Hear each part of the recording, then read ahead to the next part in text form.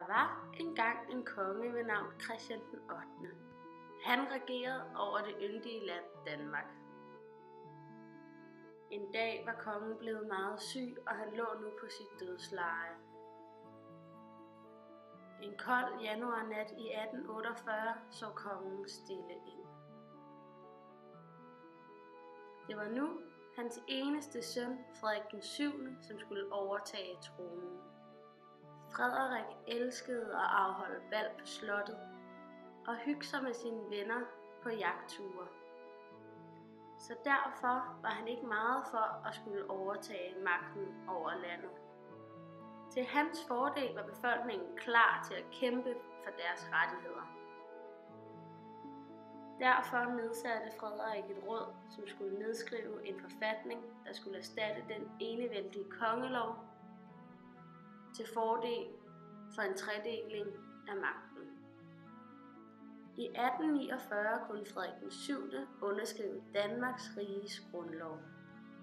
Nu var alle landets veluddannede rige mænd over 30 år glade, for selvfølgelig skulle magten ikke ud til fjolser, fattige og fruentimmere. Livet gik sin gang i det gamle Danmark, som fortsat spejlede sig i bølgen blå. I 1915 var tiden kommet til, at Danmarks ædle kvinder samt de hårdarbejdende tjenestefolk også skulle have del i magten.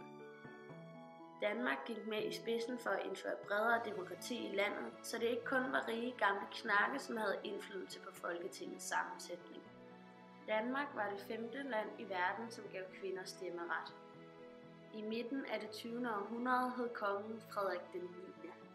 Hans bror, prins Knud, ville ifølge grundloven arve tronen, hvis Frederik kun fik pigebørn, og han forheksede derfor Frederik, således at han kun fik piger. Kong Frederik den 9. fik 3 skønne små prinsesser.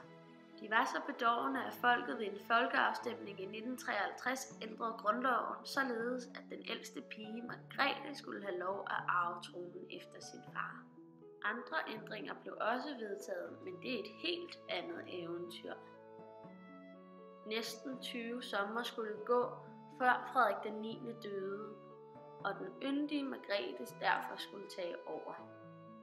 Hun regerede med sin mand Henrik i mange år og fik børn og børnebørn, og de levede lykkeligt til deres dages ende.